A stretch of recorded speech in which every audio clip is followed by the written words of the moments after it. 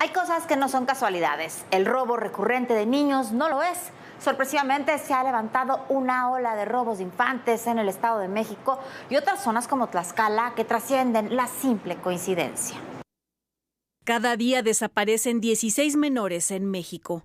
La mayoría regresa a casa, otros jamás lo hacen. De acuerdo con la Comisión Nacional de Búsqueda, son más las mujeres privadas de la libertad.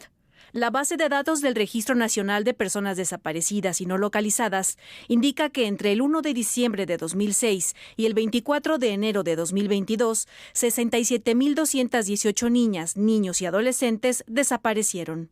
Poco más de 54.000 fueron localizados, 613 de ellos sin vida. El Estado de México es la entidad con el mayor número de desapariciones. Este viernes, las 7 personas involucradas en el secuestro de un menor de 9 años en Huehuetoca, Estado de México, fueron trasladadas del Centro de Justicia de Tlalnepantla a distintos penales. Entre los implicados hay un hombre de origen salvadoreño y una menor de edad. La Secretaría de Seguridad Ciudadana informó que los secuestradores pedían 4 millones de pesos por liberar al niño. La imagen del secuestro fue difundida en redes sociales. En ella se aprecia a una mujer caminando por calles de la colonia Puente Grande en Huehuetoca. Lleva de la mano a su hijo. Se dirigían a la escuela. La familia acudió a la fiscalía para levantar la denuncia y este miércoles por la noche se dio a conocer que el pequeño fue rescatado. Hola, ya estoy bien. Otro secuestro reciente fue el de Santiago, un menor de 10 años, en Nezahualcóyotl. Cámaras de seguridad grabaron el momento justo cuando 3 sujetos le arrebatan al menor a su madre. Los familiares acudieron al Ministerio Público para iniciar la carpeta de investigación. Horas después, la Fiscalía informó en su cuenta de Twitter que el niño había sido localizado. De acuerdo con datos de la Fiscalía General de la República, 6 de cada 10 menores de edad que son reportados como extraviados por la alerta Amber son localizados. Para ADN 40, Fuerza Informativa Azteca. Al mismo tiempo, ante la ola de niños y jóvenes intoxicados en Chiapas, las autoridades locales, en lugar de buscar a los delincuentes responsables de esos hechos, han decidido implementar un operativo mochila, o sea, revisar la mochila de los chavos y le harán antidoping a los niños. En otras palabras, los niños, los jovencitos, son las víctimas y las autoridades los vuelven a victimizar. Se cumple una semana de las intoxicaciones de estudiantes en Chiapas y las autoridades siguen sin dar una respuesta concreta. Y por si fuera poco, este viernes se reportó otro caso, ahora por consumir brownies con marihuana. Fueron 4 estudiantes del plantel 33 del Colegio de Bachilleres de Tuxtla Gutiérrez quienes resultaron afectados. La Dirección General del colegio emitió recomendaciones a todos sus alumnos para que no consuman alimentos que vengan en paquetes o envolturas de dudosa procedencia. Hasta ahora se tiene registro de 116 casos de intoxicaciones en escuelas de Bochil y Tapachula. El primer caso se dio a conocer el viernes 7 de octubre. Ese día, el Instituto Mexicano del Seguro Social reportó que 57 adolescentes sufrieron severos malestares por alguna sustancia. La llevó mi esposo con un doctor particular y llegó con síntomas de una droga en su cuerpo. Una sustancia. Una sustancia tóxica en el cuerpo, que es droga, que le pusieron al bote de agua a mi niña. Dice que unos tomaron agua en el grifo y otros en su bote les metieron algo. Familiares de los menores denuncian que las autoridades no les dan explicación sobre por qué continúan con síntomas y tampoco les informan qué fue lo que pasó. Con todo respeto, con todo respeto se merece derechos humanos tiene un límite. 3 de las familias afectadas pagaron un examen toxicológico en un laboratorio particular y los resultados fueron positivos a cocaína. Se va a buscar un tercer peritaje, que sería la Fiscalía General de la República. Vamos a pedir el apoyo para que inicie esas dudas. Estos 2 niños se va a repetir. Ayer se les tomó la muestra nuevamente a solicitud de los padres porque precisamente había discrepancia. A raíz de esto, la Fiscalía de Chiapas realizó pruebas a 2 de estos jóvenes. Informó que los resultados eran negativos. También hizo otras 54 pruebas. 48 salieron negativas y 6 positivas a benzodiazepina. Señalaron que posiblemente fue por los tratamientos que recibieron en los hospitales. En el caso de la Secundaria Federal número 1 de Tapachula, el 23 de septiembre los primeros reportes indican que los estudiantes se intoxicaron al consumir alimentos contaminados. El 6 de octubre ocurrió algo similar en una telesecundaria también de Tapachula. Se concluyó que 5 alumnos consumieron agua contaminada con una sustancia aún desconocida. Este viernes el gobierno federal informó que la secretaria de Seguridad y Protección Ciudadana, Rosa Isela Rodríguez, realizará una investigación a fondo y se reunirá con el gobernador Rutilio Escandón para conocer qué fue lo que sucedió. Por lo pronto, la Secretaría de Educación iniciará el operativo Mochila Segura en las más de 2,000 escuelas secundarias de la entidad para evitar otro incidente dentro de los centros escolares. Sería una buena noticia y le daría mucha tranquilidad a los padres de familia en Chiapas que efectivamente las autoridades dieran con los resultados y con los responsables y bueno, simplemente digan realmente lo que está pasando, por lo menos que se les hagan las pruebas toxicológicas y den los resultados contundentes, ¿no, Jorge? Mínimamente, y hay que tomar en cuenta, siempre hablamos con los niños, no, después lo usamos para el Twitter eso, pero cuando tenemos que aplicarlo en la vida real, resulta que informa que llama profundamente la atención, se secuestran niños, se roban niños, se intoxican niños y ¿sabe qué? No pasa nada. ¿Cuántos minutos de la discusión pública del presidente, de los partidos, de los funcionarios de Estado ha ocupado este tema? Absolutamente nada. Ninguno se ha involucrado en ello. Hay que ponerle un nombre, un rostro. ¡Te vamos a encontrar! ¡Te vamos a encontrar! Y que vienen todas las demandas internacionales. Una ciudad tan complicada como es la Ciudad de México. Ya llegamos a Aguililla, esta ciudad, la entrada a la Tierra Caliente.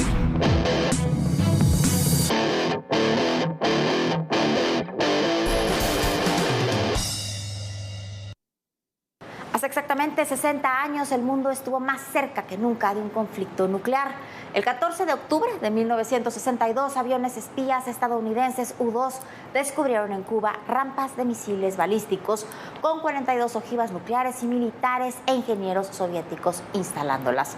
Esos misiles nucleares podían alcanzar cualquier punto de la costa de los Estados Unidos en tan solo minutos.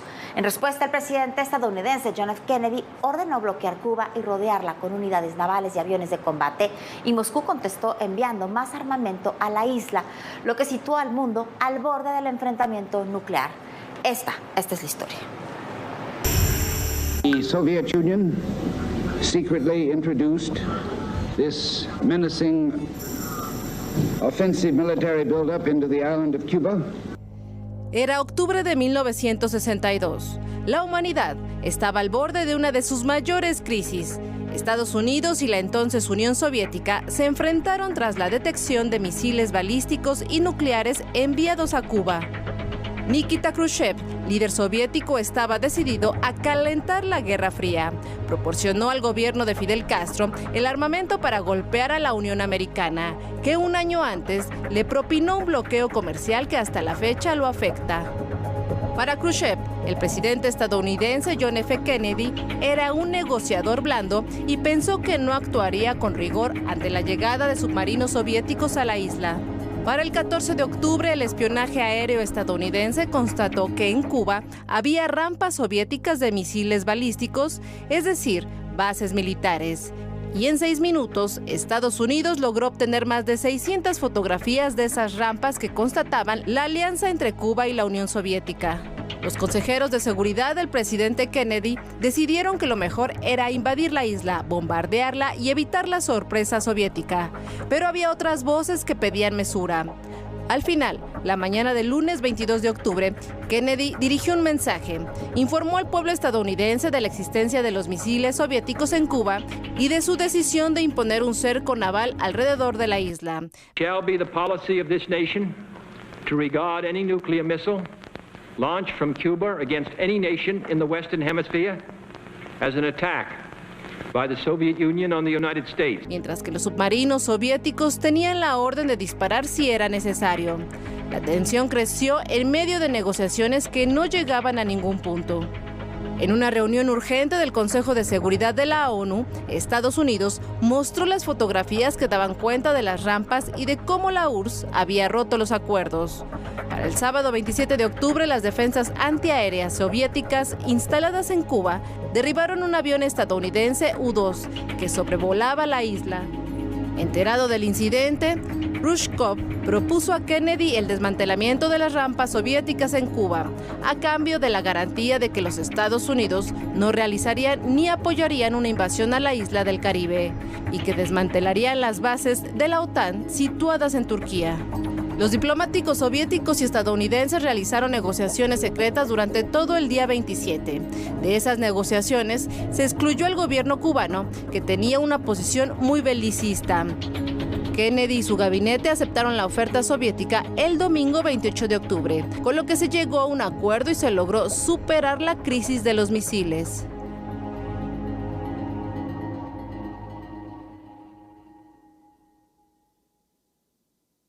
Y de lo que significó la crisis de los misiles, lo que implicó y sus consecuencias, hasta hoy estamos en medio de una de las crisis con amenazas nucleares, como lo es la invasión de Ucrania por Rusia. De esto precisamente van a hablar el día de hoy el maestro Raúl Quintanilla y Jorge en La Hoguera del Poder.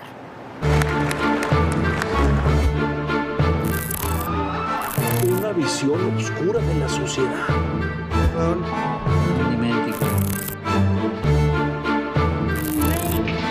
Que la justicia no funciona.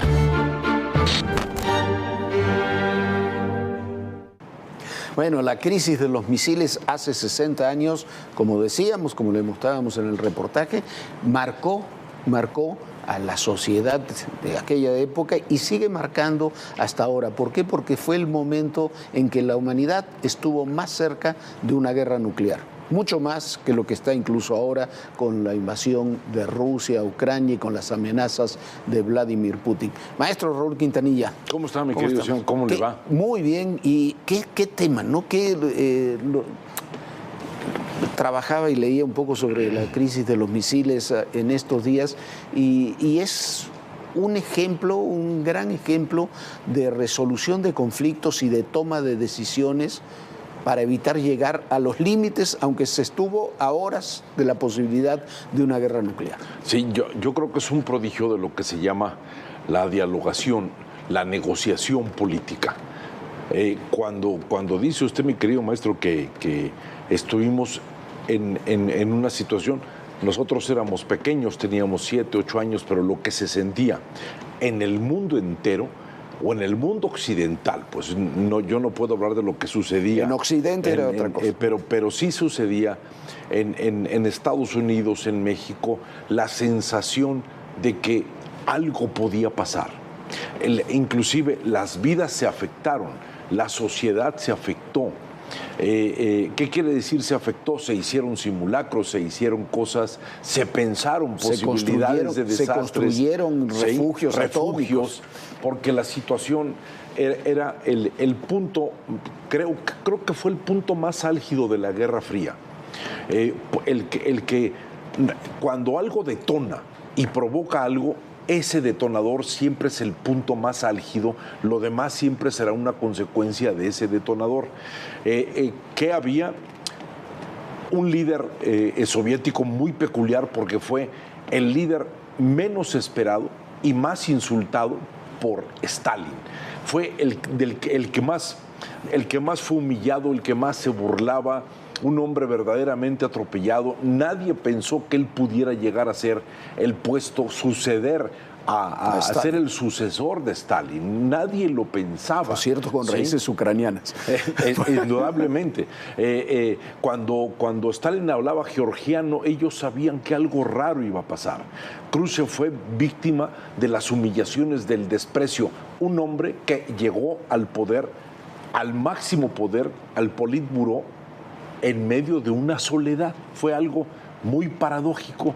Un ser aislado, un ser que se fue quedando solo, un ser que tenía reacciones exclusivamente coléricas, que nunca se sintió a gusto o del todo manejado de manera plena. Es muy famoso este momento donde se quita el zapato y pega en las Naciones Unidas. En las Naciones Unidas, pegando o vociferando acerca de una situación.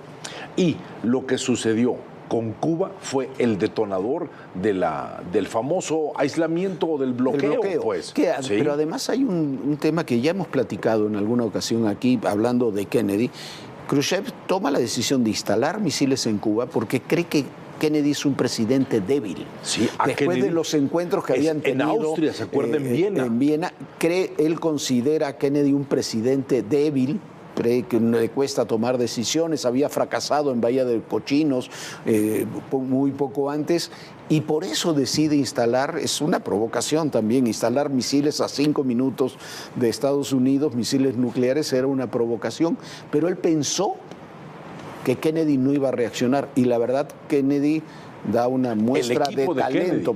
El McNamara, Robert Kennedy, sí, él. Pero sobre todo Kennedy, John y Robert, y McNamara también, porque los jefes militares, su solución era bombardeemos Cuba y ya. La única solución que ellos tienen, atacar. Aparte ellos veían posibilidades en ese momento porque sentían que tenían un grado de fortaleza diferente. En los encuentros con Viena, en el libro de La enfermedad y el poder, de David Owen, habla perfectamente de cómo llega a esos encuentros un Kennedy disminuido físicamente, con una crisis depresiva, una crisis que tenía que ver con problemas de las glándulas suprarrenales, la enfermedad de Addison. Era un hombre errático, no perfectamente concentrado. Le aconsejaron inclusive no tener esas reuniones, hacer una postergación, pero ahí llegó un Kennedy debilitado. Esa sensación de debilidad la olió alguien que estaba acostumbrado a oler la debilidad, porque ese señor Khrushchev estaba siempre en el lado de los débiles. Él estaba sentado en una mesa y veía perfectamente las debilidades y los miedos de todos los que rodeaban a un gran señor, a un gran tirano, y él estaba perfectamente entrenado para poder percibir debilidades.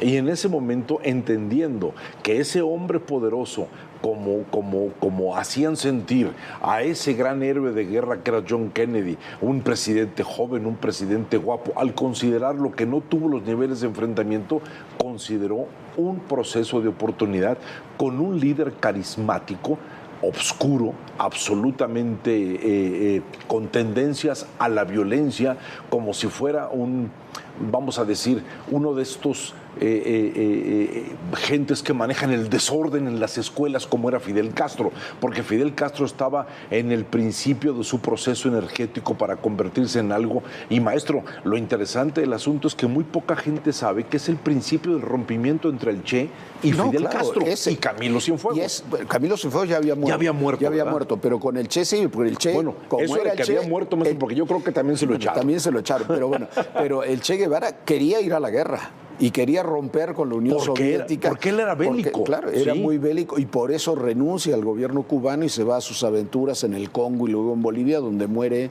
5 años después, en 1967. Que fue una de las cosas más importantes que yo recuerdo como noticia. Pero ¿qué pasaba en ese momento, maestro? Una enorme tensión. No había tanta comunicación como ahora, no se sabía qué sucedía, todo llegaba horas después, no había la inmediatez de la noticia, había los rumores, había los temores, había los grandes miedos, porque no se olvidaba todavía el gran enfrentamiento de la Segunda Guerra Mundial, era demasiado cerca todo. En ese sentido fue, yo no sé, yo no podría asegurar que lo de hoy es parecido a eso, porque son circunstancias completamente diferentes. Son dos mundos diferentes. Pero lo que sí es que un gravísimo error pensar que ese mundo bipolar de la Guerra Fría es el mundo multipolar que tenemos en la actualidad. Que se siente imperial, claro. Sí, que es completamente, son cosas completamente contrastantes. Yo lo único que sé es que el estado de ánimo que vivió El mundo fue la sensación de tocar lo catastrófico. Y ahora no estamos ante lo catastrófico, estamos ante la expectativa de ahora qué sigue mañana, ¿sí? ¿Por qué? Porque lo que estamos viendo es un líder oscuro, de esos que Max Weber decía que iban a provocar grandes daños en el siglo XX y en el siglo XXI, un ser humano que como Khrushchev se empieza a quedar cada vez más solo. Estamos hablando de Putin, ¿no? Estamos hablando de Putin, sí, perdón. Y este líder Putin, como aquel Khrushchev, empieza a quedarse solo, empieza a tener un grupo muy reducido de personas a los cuales les exige 90% de lealtad y 10% de eficiencia. ¿Sí? Porque esa es la característica de los líderes carismáticos o de los líderes que necesitan de alguna manera sujetar la personalidad. Y centralizar el poder. Exactamente. Ese momento, por las circunstancias que estaba viviendo el mundo, dramáticamente es, creo, el estado de mayor tensión que haya vivido el mundo occidental, que fue el que yo conocí. No, y además, bueno, ya no nos queda tiempo, pero es, como decíamos al principio, un magnífico ejemplo de la política de negociación, del manejo de argumentos. Impecable. También de parte de los soviéticos. De manejo de los conflictos. Hasta dónde puedes llegar sin cruzar esa línea roja que tú sabes que no tiene regreso. Y ahí cambiaron las formas de dialogación. Qué casualidad que avienta un cohete y no pega. Y el otro avienta un cohete y tampoco pega. ¿Qué estaban haciendo? Hablando, midiendo, viendo las posibilidades. Y hay que entender una cosa, maestro. Mientras haya diálogo y haya negociación, los sucesos se pueden corregir. Sí. El problema es cuando se rompe, porque el silencio no es gran amigo de la política. Y la negociación no siempre es directa. Muchas veces es indirecta y con otros interlocutores para poder seguir dialogando a la distancia. Lo que nunca he sabido, ¿quiénes fueron los soviéticos que hicieron una negociación para detener y para calmar toda esa situación? Porque deben haber habido 2, 3 personas de alto nivel de negociación que detuvieran a ese hombre inseguro que era Khrushchev, que estaba tomándolo como un examen final. Fue fundamental el embajador de la Unión Soviética en Washington, que era un hombre muy cercano, que lleva muchos años en Washington, muy cercano a Khrushchev, y que fue el que lo convenció que Kennedy sí estaba decidido a llegar a donde tuviera que llegar, que no se iba a doblar. Sí, precisamente porque lo único que no puede sentir los Estados Unidos es que pueda tener un conflicto adentro de su territorio. Siempre han peleado afuera de su territorio. Y hay otra cosa, maestro, las negociaciones de los militares son siempre en otro tono, que no tienen que ver con la política, tienen que ver con otra lógica. Gracias, Raúl, como maestro, siempre. Como Muchísimas siempre, gracias. Gracias.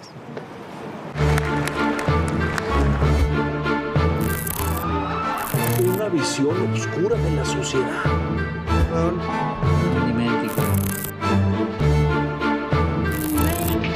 Es que la justicia no funciona.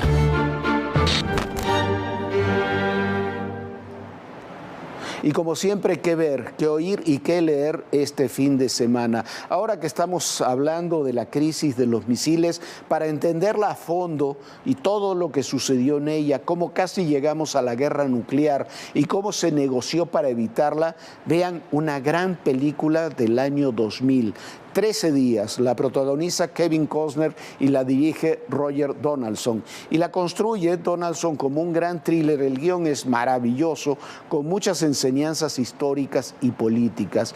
Es una de las mejores películas de temas políticos de la Guerra Fría que se ha hecho en décadas. Vale muchísimo la pena, se la recomiendo ampliamente. ¿Qué oír? Acaba de salir a la venta un gran disco de Eric Clapton, Lady in the Balcony. En 2021, por la pandemia, impidieron el concierto de Eric Clapton en el Royal Albert Hall de Londres.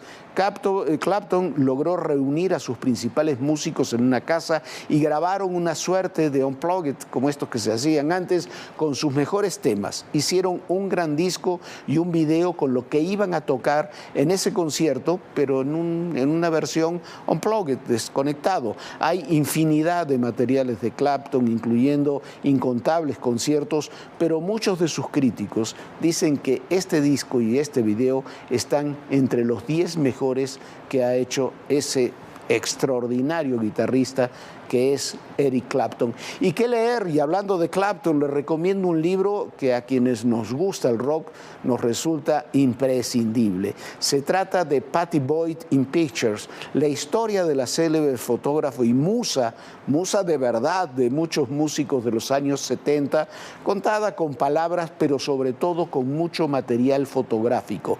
Pattie Boyd fue una figura central en la escena musical en Londres. Inspiró a muchas cosas a John Lennon, se casó con el otro Beatle, con George Harrison. Estando casada con Harrison, se enamoró de ella el mejor amigo y vecino de George Harrison, que era Eric Clapton. Eric Clapton le compone una de las canciones más bellas de la historia del rock, Laila. Pattie finalmente deja al ex Beatle y se va con Clapton. Viven juntos unos años que es un torbellino de alcohol, drogas, peleas y amor así medio salvaje, mientras Pattie sigue siendo una de las más reconocidas fotógrafas y Clapton es considerado, se consolida como el mejor guitarrista de rock y blues del mundo. Solo cuando se separan en esos amores tóxicos pueden volver ambos a una cierta normalidad en sus vidas. La historia es para contarla no solo en un libro, sino sería tema de una magnífica serie. Pero la verdad, el libro es maravilloso, acaba de salir a nivel mundial a la venta y es una historia, una de las grandes historias de la historia del rock. Pues ya tengo que hacer el fin de semana, sin lugar a dudas voy a leer el libro de Pattie Boyd. Ya nos vamos, muchísimas gracias por habernos acompañado. Lo invitamos a que se unan a nuestras redes sociales. Aquí escanea el símbolo QR, lo lleva directo a la plataforma. Descanse, sueñe bonito, tenga un gran fin de semana. Bonito fin de semana, Jorge. Bonito fin de semana, Viviana, y recuerden, el poder y en la política todo, pero absolutamente todo es personal. Gracias.